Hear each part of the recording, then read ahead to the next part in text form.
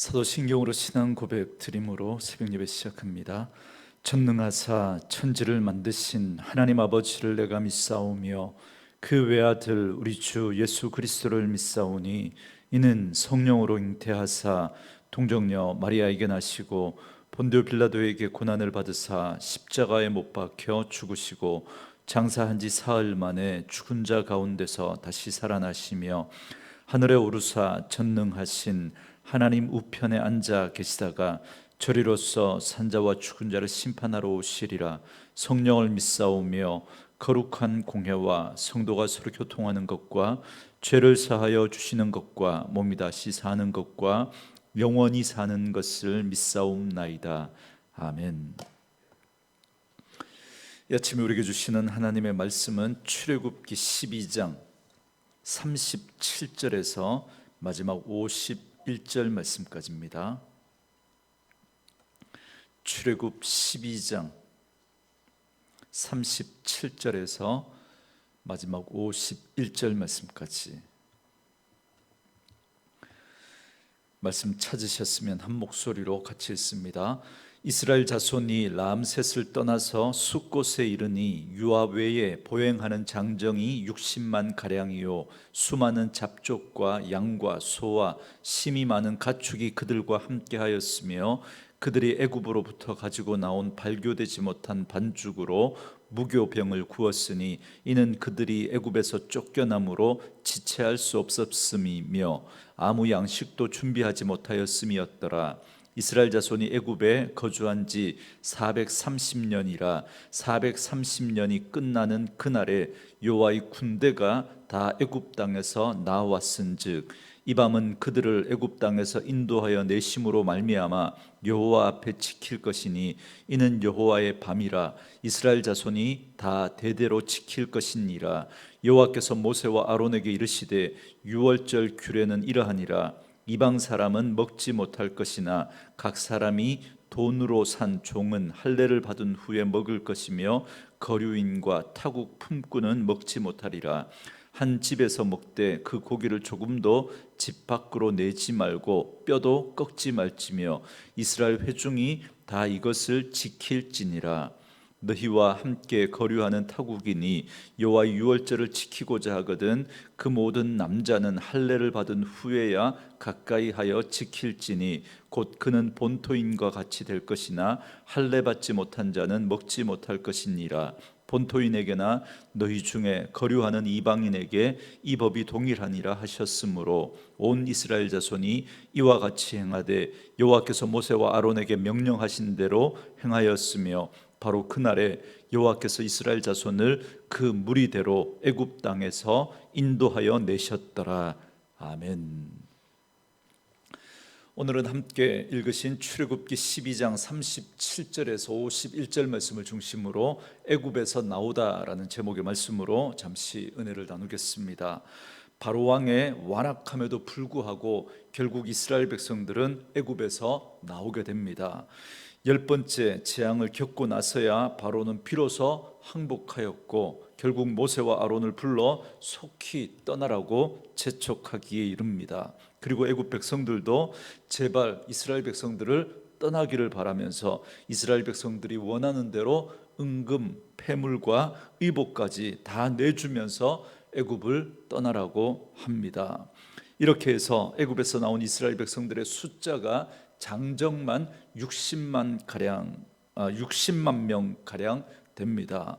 37절과 38절 말씀해 보니까 이스라엘 자손이 람셋을 떠나서 숫곳에 이르니 유아 외에 보행하는 장정이 60만 가량이요 수많은 잡족과 양과 소와 심이 많은 가축이 그들과 함께 하였으며 그럽니다. 그러니까 출애굽한 이스라엘 백성들은 장정만 60만 명 정도 되니까 거기에는 이스라엘 백성 외에도 애굽에서 노예로 있던 다른 소수 민족들까지 또 포함되어져 있습니다.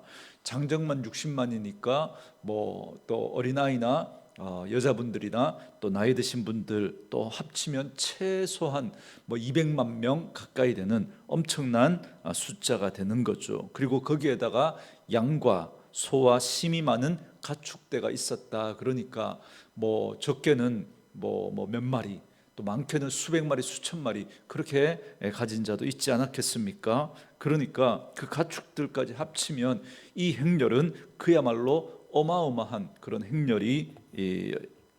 행렬이었다라는 걸 알 수 있습니다. 창세기 마지막에 보면 이 야곱의 그 아들들이 기근을 피해서 애굽으로 내려갈 때 그 숫자가 70명이었는데, 그런데 이제 이 야곱의 자손들이 430년 동안 이 애굽 땅에 머물면서 숫자가 장정만 60만, 적어도 200만 명 되는 그런 엄청난 숫자로 불어난 겁니다. 이건 정말 기적과도 같은 일이죠. 그런데 또 한편으로는 이건 애굽이라고 하는 이 강대국에, 그것도 물이 많은 고센 땅에 이스라엘 백성들이 정착해서 살았기 때문에 가능한 일이었습니다. 마치 어머니의 자궁과도 같이 이스라엘 백성들은 그곳에서 그야말로 생육하고 번성하게 된 겁니다. 야곱의 가족들이 그냥 가나안 땅에 머물렀다면 그 척박한 땅에서 이런 큰 민족을 이루는 일은 아마 불가능했을 겁니다.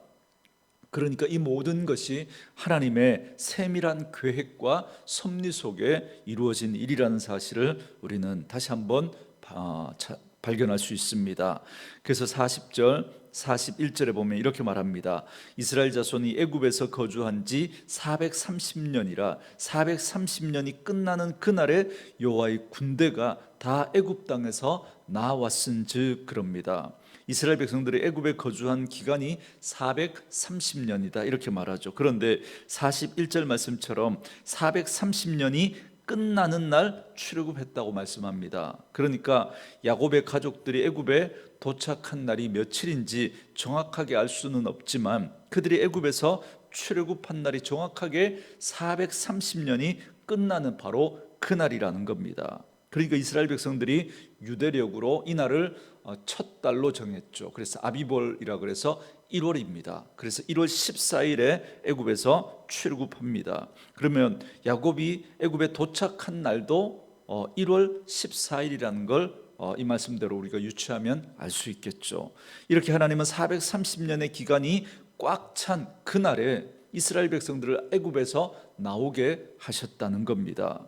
여러분, 이스라엘 백성들 가운데 누가 이 날을 세고 있었겠습니까? 누가? 아무도 이 날을 셀 수가 없습니다. 유한한 그 시간을 살아가는 우리 인간은 기껏해야 100년 남짓 그렇게 살아갈 수밖에 없는데, 그런데 그 날을 누가 헤아릴 수 있겠습니까? 그런데 하나님은 430년이라는 그 날을 하루하루 세고 계셨던 거예요. 이스라엘 백성들이 애굽에서 신음하며 살아가던 그 하루하루, 그 고된 하루하루를 살아가는 동안 하나님은 그 날들을 세고 계셨던 겁니다. 그래서 하나님이 계획하시고 예비하신 정확한 그날, 그 430년이 끝나는 그 마지막 날에 이스라엘 백성들을 그 애굽에서 끄집어내시고 자유와 해방을 맛보게 하신 줄 믿습니다. 이처럼 430년이 끝나는 그날이 이스라엘 백성들에게 찾아왔던 것처럼 우리 주님 다시 오실 그날도 반드시 우리에게 찾아오게 될 줄 믿습니다. 비록 우리는 그날을 알지 못하고 그날을 헤아릴 수 없지만, 그러나 하나님은 하루하루 그날을 세고 계신 줄 믿습니다. 그래서 오늘도 우리는 그날이 언제인지는 모르지만 하나님이 분명히 세고 계시기 때문에 분명히 우리에게 임할 것입니다. 그래서 오늘 하루도 하나님 앞에 또 깨어 준비된 모습으로 살아낼 수 있는 저와 여러분 될 수 있기를 주의 이름으로 축원합니다. 그러므로 애굽 백성들의 장자들이 죽어가던 그날에 이스라엘 백성들의 양의 피를 문 임방과 설주의 바름으로 죽음을 면하고 구원을 얻은 것처럼 장차 우리 주님 다시 오실 그날, 그 심판이 임하는 그날에 우리는 예수 그리스도의 피로 구원을 받게 될 것입니다. 그날이 반드시 우리에게 올 것을 여러분 기억하시고, 오늘도 우리가 이 땅을 살아가면서 이스라엘 백성들이 그 애굽 땅에서 그 억울하고 힘들고 고통스러운 그 날들을 살아갔지만 하나님이 카운트하시고 세고 계시면서 그 430년이 끝나는 날 그들을 구원해 주셨던 것처럼, 그렇게 우리도 하나님께서 구원해 주실 것을 믿고 억울한 일을 당하는 것 같고 손해보고 또 지는 것 같은 그런 시간들을 우리가 살아간다고 할지라도 우리가 그럴수록 더욱더 주님에 대한 소망 붙들고 하늘 백성답게 이 땅의 삶을 살아갈 수 있게 되기를 주의 이름으로 축원합니다. 다시 41절을 보시면 이제 430년이 끝나는 그날에 출애굽한 이스라엘 백성들을 뭐라고 부르느냐면 여호와의 군대, 이렇게 부르는 걸 볼 수 있습니다. 여러분, 군대라고 하면 군인으로서 훈련되고 조직된 그런 무리를 말하는 것 아니겠습니까? 그런데 430년 동안 노예 생활을 한 이 이스라엘 백성들이 무슨 군사 훈련을 받았겠습니까? 전혀 거리가 멀어도 한참 먼 것 같은데, 그런데 성경은 그들을 가리켜서 여호와의 군대다 그렇게 말합니다. 여러분, 그 이유가 뭐겠습니까? 그 이유는 그들이 하나님의 말씀에 순종해서 애굽에서 나왔기 때문에 그렇습니다. 군사의 가장 기본되는 그 자세는 명령에 절대 복종하는 것 아니겠습니까? 군대는 여기에서부터 군기가 바로 서고, 군기가 선 군대가 전쟁에서 승리할 수 있는 것처럼, 아무리 힘세고 싸움을 잘하는 용사들이 모여도 지휘관의 명령에 따라 움직이지 않는 그 군대는 군대라고 할 수가 없는 것이죠. 그러나 애굽을 떠나라는 이 하나님의 명령에 순종해서 나온 이 이스라엘 백성들은 이제 하나님의 군대가 된 것입니다. 실제로 오합지졸 같아 보이는 그 이스라엘 백성들이지만, 여러분, 민수기 2장에도 보면 하나님의 명령에 따라 대열을 맞추어서 나오는 그들의 모습을 60만 3,550명의 군대라고 그렇게 부르고 있습니다. 각 지파와 종족별로 군사 지휘관이 세워졌고, 군기를 들고 종족별로 그렇게 행진하는 그런 군대의 모습으로 그렇게 그리고 있습니다. 여러분, 오늘 우리 하나님을 믿는 우리 그리스도인들도 하나님의 군대로 부름을 받았습니다. 그렇다면 군사로 부름받은 우리의 가장 중요한 덕목, 자세가 뭐겠습니까? 바로 순종인 것이죠. 우리는 하나님의 충성스러운 군사가 되어서 하나님의 말씀을 믿고 그 말씀대로 순종해야 합니다. 그럴 때 그 순종을 통해서 하나님이 일하시고 하나님의 뜻과 계획을 이루어내실 줄 믿습니다. 그래서 늘 하나님의 말씀에 순종함으로 하나님의 일하심을 경험하는 그런 저와 여러분 되어줄 수 있기를 주의 이름으로 축원합니다. 계속해서 42절에 보시면 이제 하나님의 군대로 부름받은 이스라엘 백성들을 향해서 여호와의 밤을 대대로 지키라고 그렇게 말씀합니다. 여러분, 이날은 유월절 밤을 말합니다. 그런데 새번역 성경에 보면 이 구절을 이렇게 번역했습니다. 그날 밤에 주님께서 그들을 이집트 땅에서 이끌어내시려고 밤을 세우면서 지켜주셨으므로 그 밤은 주님의 밤이 되었고 이스라엘 자손이 대대로 밤새워 지켜야 하는 밤이 되었다, 이렇게 번역을 했습니다. 여러분, 이 새번역 성경에는 그 밤에 하나님이 밤을 세우면서 이스라엘을 지켜주셨다는 거예요. 죽음의 재앙이 온 애굽 땅을 덮을 때 하나님이 밤을 세워서 이스라엘 백성들을 지켜주셨다는 겁니다.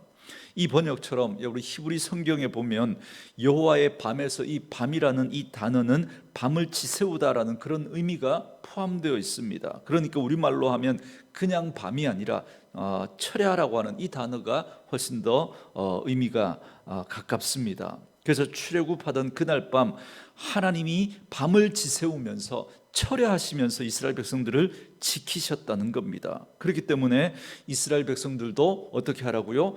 자자손손 유월절을 지키면서 하나님이 이스라엘을 밤새 지켜주셨던 것처럼 이스라엘 백성들도 밤을 세워가면서 그 하나님 생각하며 그 하나님 찬양하며 그 하나님 예배하며 그렇게 밤을 보내라는 겁니다. 여러분, 예전에 우리 한국 교회가 그야말로 밤을 세우면서 기도하는 철야 기도가, 철야 예배가 있었죠. 그러나 요즘은 거의 그렇게 하지 않습니다. 그런데 예전에 그렇게 할 때도 밤을 세워 기도할 때 우리의 문제를 가지고 그렇게 밤을 세워 기도하는 건 봤어도 밤새도록 구원하신 하나님을 생각하며 우리를 위해 십자가에서 죽으시고 부활하신 그 예수님 생각하면서 찬양하고 그렇게 예배하는 그런 모습은 좀 보기 힘들었던 것 같습니다.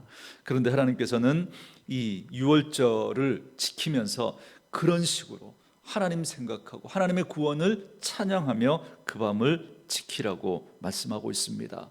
정말 우리 안에 이 구원의 감격과 그 하나님의 은혜에 대한 그런 마음들이 우리 안에 꼭 있기를 원합니다. 그리고 43절부터 45절 말씀해 보시면 여호와께서 모세와 아론에게 이르시되 유월절 규례는 이러하니라 이방 사람은 먹지 못할 것이나 각 사람이 돈으로 산 종은 할례를 받은 후에 먹을 것이며 거류인과 타국 품꾼은 먹지 못하리라 그럽니다.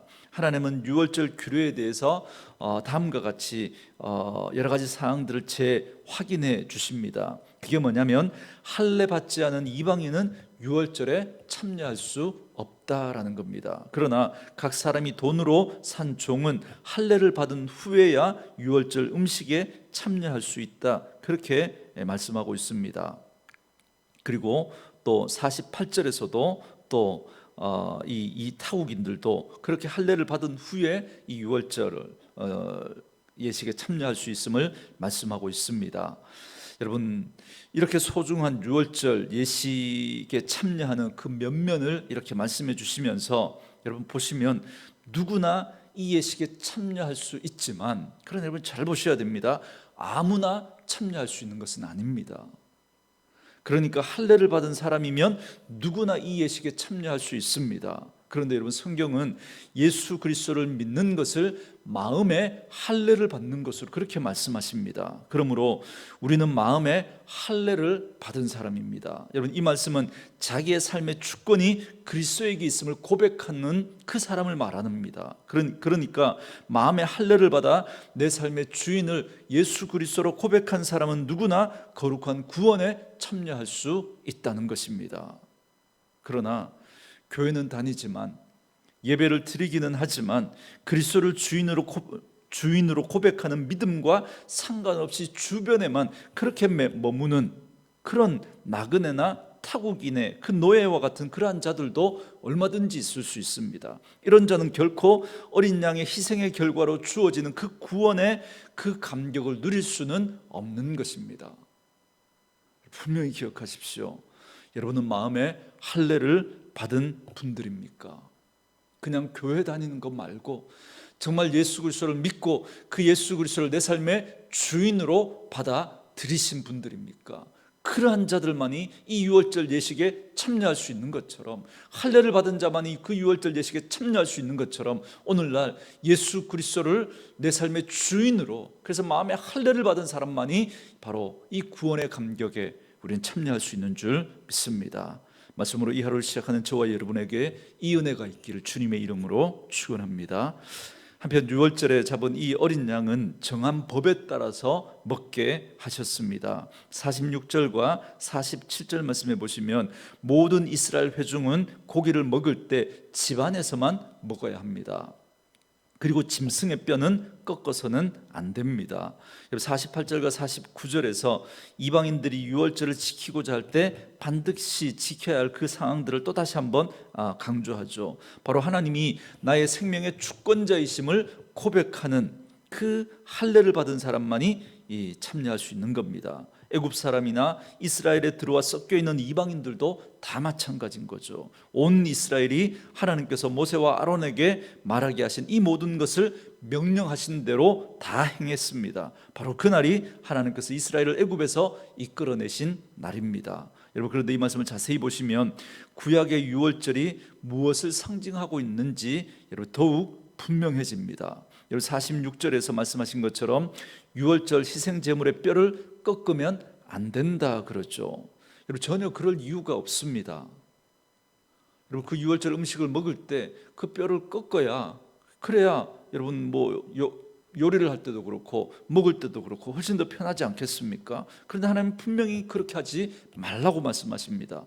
왜 그렇게 하라고 말씀하셨는지 그 말씀을 하신 때로부터 1500년 후에 오신 예수님의 십자가에서 그 퍼즐이 맞춰집니다.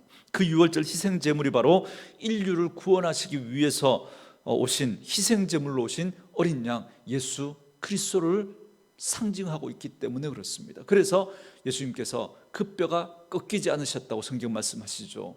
유대인들은 그 명절날 해가 저물 때까지 시체를 걸어두는 일을 하지 않습니다. 그래서 그 십자가에 달린 사람이 아직 숨이 붙어 있으면 빨리 이렇게 숨을 거두게 하기 위해서 다리를 꺾어버리면 몸을 더 이상 지탱해낼 수가 없으니까 급속도로 이렇게 그 몸 무게를 이기지 못하고 횡격막의 압박으로 숨을 쉴 수 없고 뭐 이렇게 피가 역류되면서 그렇게 버티지 못하고 빨리 죽게 된다 그러더라고요. 근데 예수님은 이미 숨을 거두셨기 때문에 그 뼈가 상하지 않았다 말씀하시죠. 그 퍼즐이 여기서 맞춰지는 겁니다. 바로 예수 그리스도를 상징하기 때문인 거죠.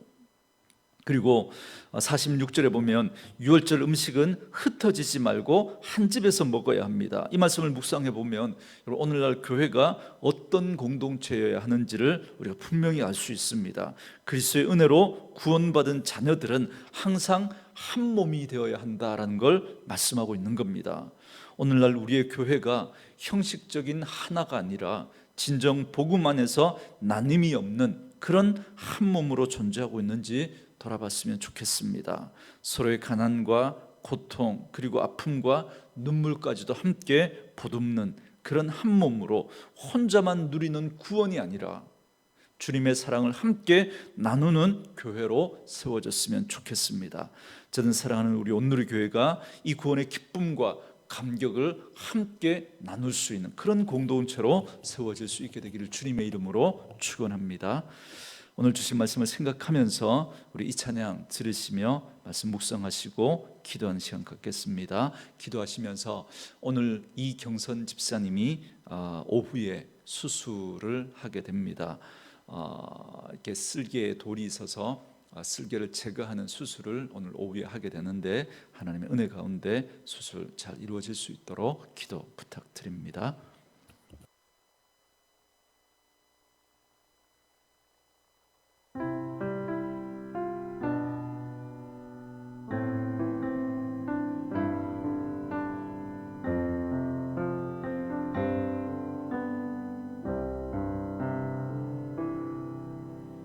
주를 바라며 구한 모든 것 꺼낼 수 없는 마음도 주님 듣고 계시네. 뜻하신 대로 인도하소서. 언제나 주님 따르며 그 곁에 거하리라. 주의 인자는 영원하시니 신실한 주의 이끄심 나는 찬양하리라. 모든 시간을 주께 드리네. 한 걸음 내디딘 삶을 나의 주께 드리네. 주와 함께한 고백 내 삶을 채우소서. 나를 향하신 주님의 마음 담아주소서. 주의 품으신 계획 온전히 이루소서. 나의 삶의 결이 주의 길을 담게 하소서.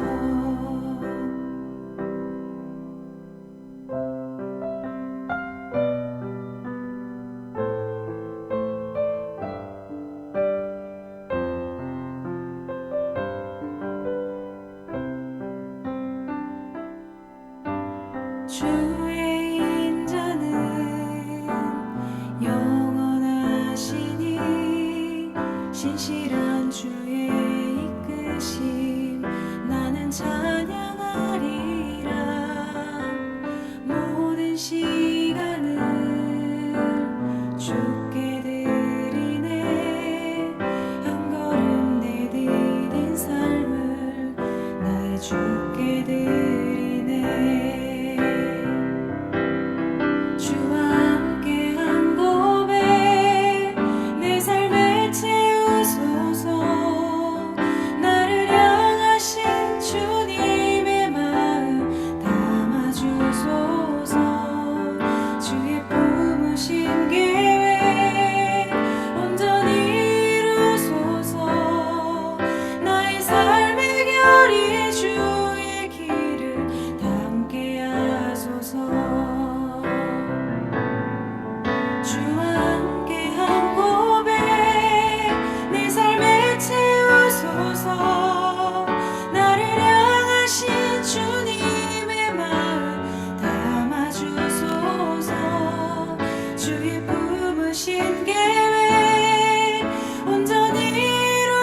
하소서. 나의 삶의 결이 주의 길을 담게 하소서. 주와 함께한 고백 내 삶에 채우소서. 나를 향하신 주님의 마음 담아주소서. 주의 품으신 계획 온전히